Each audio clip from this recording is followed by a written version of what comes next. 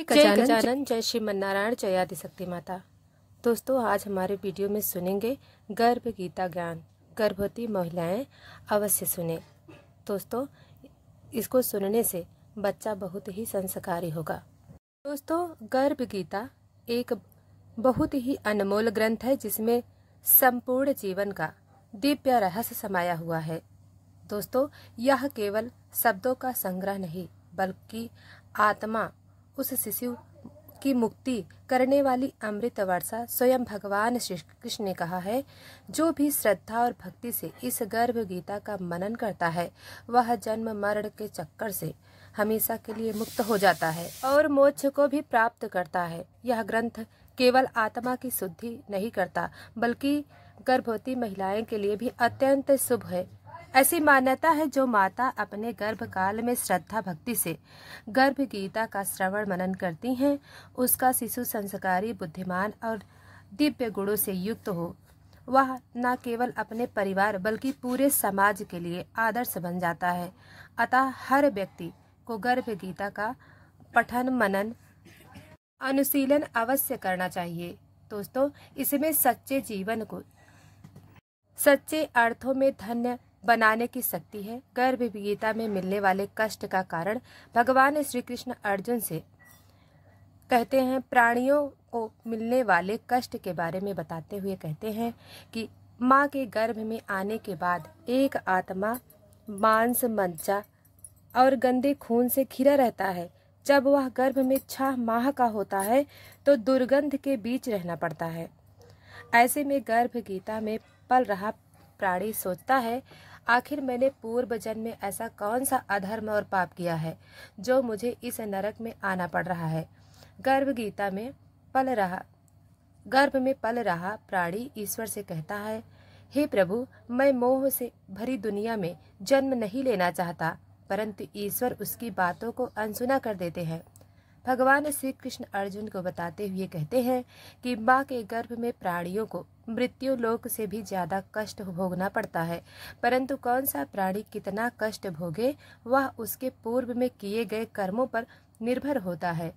गर्भ में रहकर वह आत्मा अपने पूर्व जन्मों के किए बुरे कर्मों पर पछताता है और गर्भ के कष्टों को देखकर अपने किए गए कर्मों पर विचार करता है। लेकिन जैसे जैसे उसके जन्म की तारीख नजदीक आती है, जन्म लेने का समय नजदीक आता है, वैसे ही वह अपने पूर्व जन्म की बातों को भूलने लगता है और जन्म लेने के बाद कुछ भी याद नहीं रहता। अगर आप भी ऐसे ही आध्यात्मिक और ज्ञान से भरी विषयों पर गहरी समझ प्राप्त करना चाहते हैं तो दोस्तों, हमारे वीडियो को सब्सक्राइब नहीं किया है तो जरूर करें और कमेंट में हमें जरूर बताएं।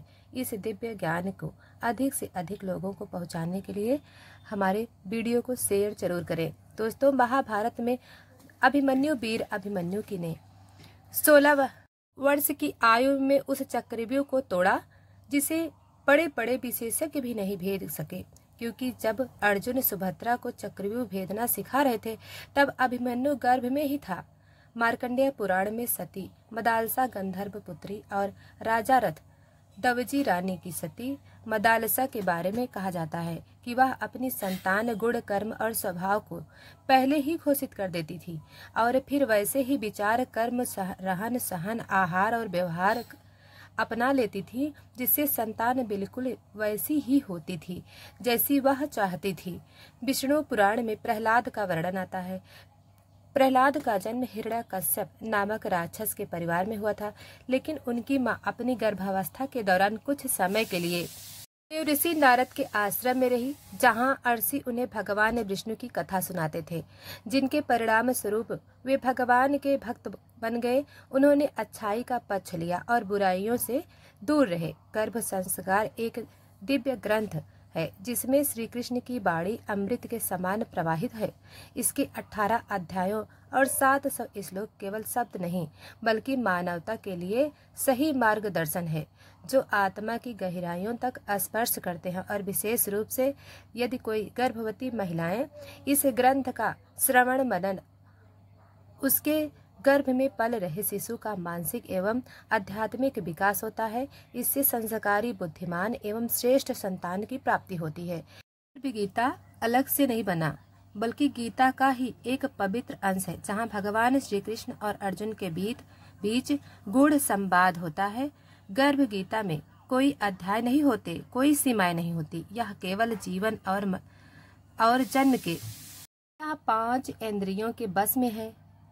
इन पर सबसे अधिक प्रभाव अहंकार का है। यह अहंकार इतना बलवान है कि यह मनुष्य को पतन की ओर धकेल देता है। कृपा करके बताइए, इस मन को बस में कैसे किया जाए। भगवान श्री कृष्ण ने धैर्य पूर्वक कहा, हे अर्जुन, यह मन सचमुच हाथी के समान उदंड है। इसकी तृष्णा इसे कभी स्थिर नहीं रहने देती। यह काम, क्रोध, लोभ, मोह और अहंकार के अधीन होकर अपने ही विनाश का कारण बनता है। किंतु जैसे ही मतवाले हाथी को अंकुश से नियंत्रण किया जाता है, वैसे ही इस मन रूपी हाथी को बस में करने का एकमात्र उपाय ज्ञान का अंकुश। अहंकार से ग्रस्त प्राणी अंधकार में गिरता है, नरक के गर्त में समा जाता है। तो भगवत गीता में कहा गया है, क्षेत्रज्ञ चापि मां वृद्धि सर्व क्षेत्रेषु भारत, क्षेत्र क्षेत्रज्ञ योगानानम यंतजनान मंतमम। अर्थात शरीर के ज्ञाता आत्मा तथा परमात्मा। विषयक व्याख्या के दौरान हमें 3 विभिन्न विषय मिलेंगे, भगवान, जीव तथा पदार्थ। प्रत्येक कर्म क्षेत्र में, प्रत्येक शरीर में 2 आत्माएं होती हैं, आत्मा तथा परमात्मा। जीव की परमात्मा भगवान श्री कृष्ण का श्वास है, अतः कृष्ण कहते हैं, मैं भी ज्ञाता हूँ, लेकिन मैं शरीर का व्याष्टि ज्ञाता नहीं, मैं परम ज्ञाता हूँ। मैं शरीर में परमात्मा के रूप में विद्यमान रहता हूँ। जो क्षेत्र तथा क्षेत्रज्ञ का अध्ययन श्रीमद् भगवत गीता के माध्यम से सूक्ष्मता से करता है, उसे यह ज्ञान प्राप्त हो सकता है। भगवान कहते हैं, मैं प्रत्येक शरीर में कर्म क्षेत्र में ज्ञाता हूँ। व्यक्ति भले ही अपने शरीर का ज्ञाता हो, किंतु उसे अन्य शरीरों का ज्ञान नहीं होता। समस्त शरीरों में परमात्मा रूप में विद्यमान भगवान समस्त शरीरों के विषय में जानते हैं। वे जीवन की विविध योनियों के सभी शरीरों को जानने वाले हैं। एक नागरिक अपने भूमिखंड के विषय में सब कुछ जानता है, लेकिन राजा को न केवल अपने महल का अपितु प्रत्येक नागरिक की भू संपत्ति का ज्ञान रहता है। इसी प्रकार कोई भले ही अपने शरीर का स्वामी हो, लेकिन परमेश्वर समस्त शरीरों के अधिपति हैं। राजा अपने साम्राज्य का मूल अधिपति होता है और नागरिक गौड़ अधिपति। इसी प्रकार परमेश्वर समस्त जीवों के परम अधिपति हैं। यह शरीर इंद्रियों के युक्त है, इंद्रियों से युक्त है। परमेश्वर हर्षिकेश है, जिसका अर्थ है इंद्रियों के नियामक। वे इंद्रिय के आदि नियामक हैं। जिस प्रकार राजा अपने राज्य की समस्त गतिविधियों का आदि नियामक होता है, नागरिक तो गौड़ नियामक। भगवान का कथन है, मैं ज्ञाता भी हूँ।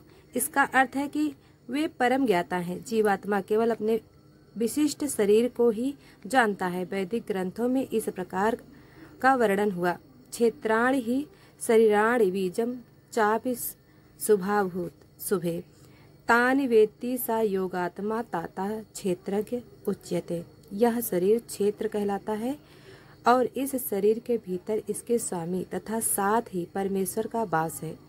जो शरीर तथा शरीर के स्वामी दोनों को जानने वाला है, इसलिए उन्हें समस्त क्षेत्रों का ज्ञाता कहा जाता है। कर्म क्षेत्र कर्म के ज्ञाता तथा समस्त कर्मों के परम ज्ञाता का अंतर आगे बतलाया जाएगा। दोस्तों, वैदिक ग्रंथों में शरीर, आत्मा तथा परमात्मा के स्वरूप की सम्यक जानकारी ज्ञान नाम से अभिहित की जाती है, ऐसा कृष्ण का मत है। आत्मा तथा परमात्मा को एक मानते हुए भी पृथक पृथक समझना ज्ञान है।